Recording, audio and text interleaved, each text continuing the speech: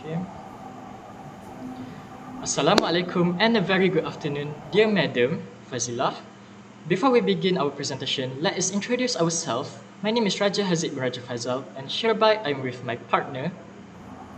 My name is ALYAAINA binti HAFIDZ. And today we'll be presenting our topic obesity and overweight rates in Malaysia. Now, let's move on to the purpose of this topic. Firstly, it is to identify the numbers of obesity and overweight rates among different ethnicities in Malaysia. Secondly, it is to compare the perceptions of weight status between people with obesity and healthcare professionals. Now, let's move on to the introduction of our topic. Obesity and overweight have become a major public health concerns in Malaysia. Over the years, the number of overweight and obese Malaysians has risen significantly, and this trend poses a serious threat to our population's overall quality of life and also national productivity. Next, I will pass it to Nur ALYAAINA. Thank you, Raja Haziq. Now, let's focus on credibility part. Our chosen topic is overweight and obesity rates in Malaysia. Why? Because it is a significant health concern impacting many Malaysians. Based on our own experiences with family and friends, it highlights the influence of lifestyle habits on health. That's why this observation motivated us to explore the topic further. Next, I will pass to Raja Haziq. Thank you, ALYAAINA. Now, moving on to the background of the topic. So, what is overweight and obesity?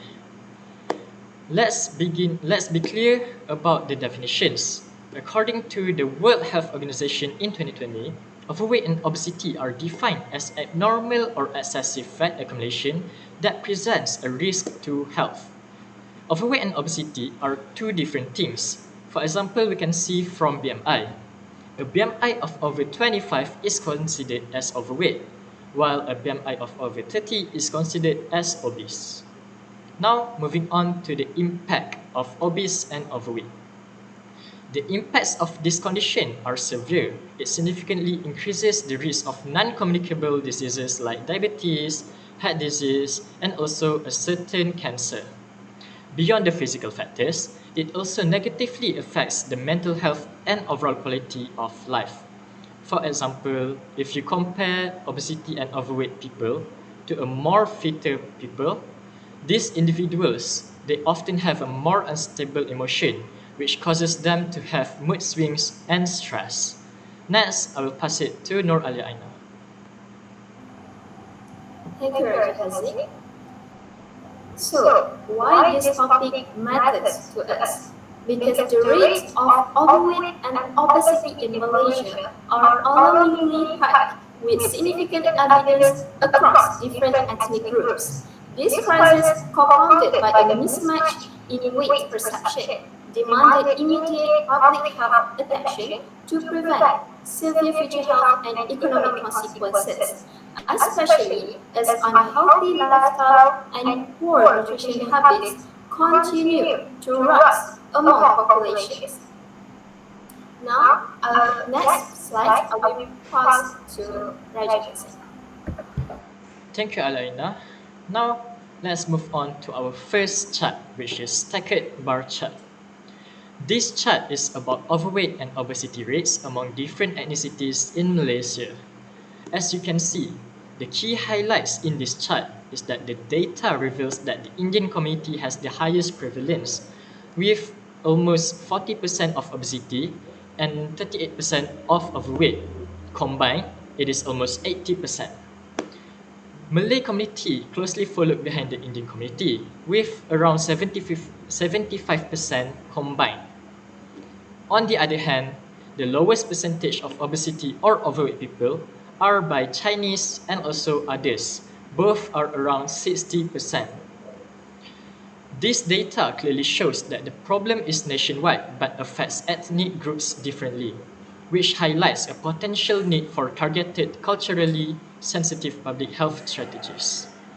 Next, I will pass it to ALYAAINA for our second chart. Thank you, Raja Haziq.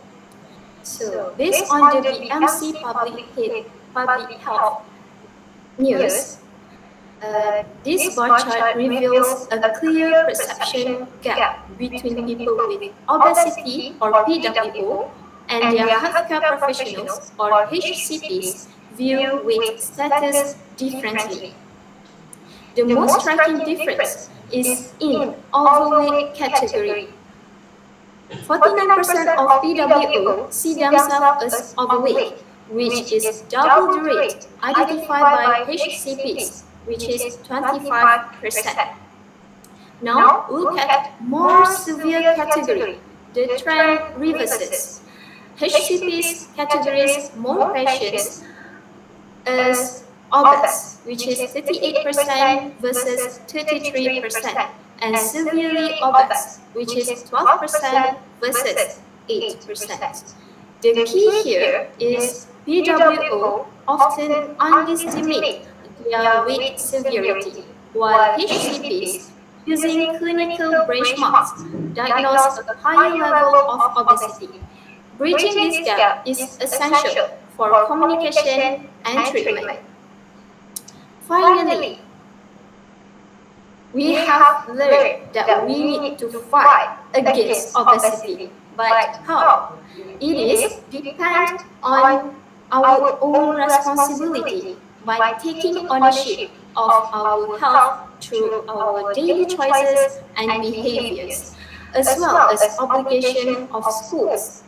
It is essential in building health literacy from a young age and creating environment that supports long-term wellness.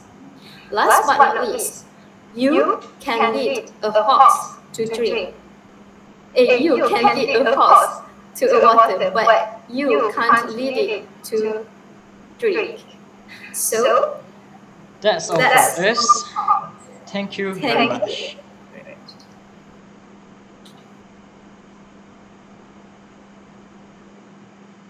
Okay, thank you very much. We will now proceed to the next panel. Thank you.